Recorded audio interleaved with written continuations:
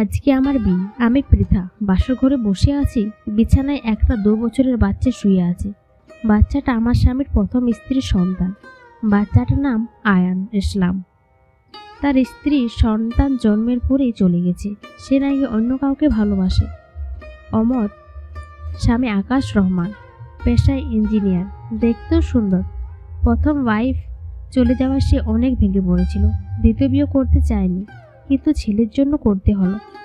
আয়ান যখন আমাকে দেখেছিল তখন আকাশের মা আমাকে দেখিয়ে বলে, আয়ান ও তোমার মা। আয়ান সামনে এসে কতক্ষণ তাকিয়ে আমার কোলে উঠে পড়ে। আমি ভালো মন্দ কিছু বলিনি। হঠাৎ 2 বছরের বাচ্চা মা হয়ে গেলাম। হঠাৎ ঘোর ভাঙল দরজা খোলার শব্দে।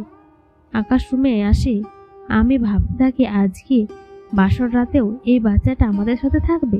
আয়ান, আমি তোমাকে শুধু আয়ানের জন্য বিয়ে করছি। এর থেকে কিছু আশা করবে না। আয়ানের দেখাশোনা করবে।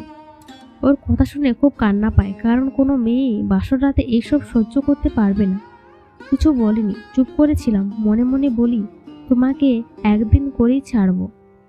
পরদিন খুব সকালে আয়ানের ডাকে ঘুম ভেঙে যায়। আয়ান, আম্মা আম্মা, ওঠো ওঠো না, আমার খুব খিদে পেয়েছে, খাবার দেও আম্মা। সকাল সকাল আম্মার চিৎকার নিতে মেজাজ খারাপ হয়ে যায়। আমার তো মনেই ছিল না 2 বছরের বেবিও আছে। যদিও আমার না, মেজাজ খারাপ করে বলে উঠি আমি, এই ছেলে হয়েছেটা কি? সকাল সকাল জ্বালাচ্ছ কেন? সর এখান থেকে, ঘুমাতে দিচ্ছে না। রেগে বলি। আয়ান ভয়ে কান্না করে দেয়। মেজাজটা আরও খারাপ হয়ে যায়। হঠাৎ আকাশ দরজায় টাক দেয়। আমি ঘুম থেকে লাফ দিয়ে উঠি। আয়ান কান্না করেই যাচ্ছি। আমি ওর মুখ চেপে ধরি। আমি, একদম চুপ, এত কান্নাকাটি কিসের?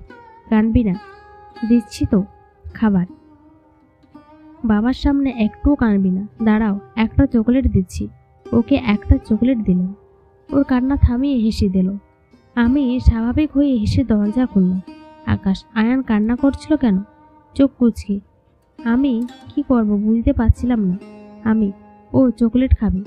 আমি বলেছিলাম যে খাবার খেতে তাই জেদ করে কান্না করে দেয়। আকাশ আয়ানের দিকে তাকালো। আয়ানের হাতে চকলেট। আকাশ, আচ্ছা ঠিক আছে, ওর জন্য খাবার বানাও। নিচে খালা আছে, সে সব বুঝিয়ে দেবে। আয়ান, চল আমার সাথে। আমি মুখ ধুয়ে নিয়ে নামলাম। গিয়ে খাবার বানাই। টেবিল খাবার সার্ভ করা, আমিও খেতে বসি। আয়ান, আম্মা আমালে খাইয়ে দে। আমি হাতে ঠেলে পালি না। শুনে মেজাজটা খারাপ হয়ে গেল, কিন্তু আকাশ সামনে বসা, তাই হাসি মুখে আয়ানকে খাইয়ে দিই। নিজে খেয়ে উপরে চলে যায়। আকাশ ল্যাপটপে কাজ করছে। আমি, বাবা ফোন দিচ্ছিল, বাসায় যেতে বলছে, প্লিজ যাবেন। বাবা মা তো জানে না আমাদের সম্পর্ক কেমন। আকাশ, আচ্ছা আয়ানকে রেডি করো। আমি আয়ানকে রেডি করে বাবার বাসায় উদ্দেশ্যে রওনা দিই। বাবার বাসায় আয়ান বাবা মা সবার সাথে সহজেই মিশে যায়। বাবা মা আমাকে বলে, তো ছেলেটা তো অনেক চালাক, তোমাদের নাতিটা অনেক ভালো। শুনে মেজাজটা কম রুমে চলে যায়। বেডে শুয়ে চোখ বুজে ঘুমিয়ে পড়ি। দুপুরের দিকে ঘুম থেকে মাকে কাজে হেল্প করি। রাতে আকাশকে আর আমাকে এক রুমে ঘুমাতে দেয়া হয়। আকাশ বাবা মার ঘুমানোর পর আমার সাথে ঘুমাবে না বলে আয়নার সাথে পাশের রুমে শুতে চলে যায়। আমার মেজাজটা খারাপ হয়ে যায়। হঠাৎ রাস্তায় পাশে ফিরতে যাব, তখন টের পাই কেউ আমার সাথে নিচে শুয়ে আছে। ফিরে দেখি আয়ান। হঠাৎ মনে হলো বিছানায় ভিজা। লাইট জ্বালিয়ে দেখি আয়ান বিছানায় ভিজিয়ে ফেলেছে। দেখে অনেক রাগ হয়। ঘুমন্ত আয়ানকে টান দিয়ে উঠিয়ে ফেলি। গালে একটা থাপ্পড় মারি। আয়ান নিচে পড়ে যায় আর কান্না করে দেয়। আমি, এই কাঁদবি না, কান্না করলে আবার মারবো। তুই আমার বিছানায় কেন? বিছানা ভেজালি কেন? আয়ান, আম্মাল আমি তোমার কাছে থাকবো। আম্মাল বুঝতে পারিনি যে হিসু করে দিব। আম্মাল থরি।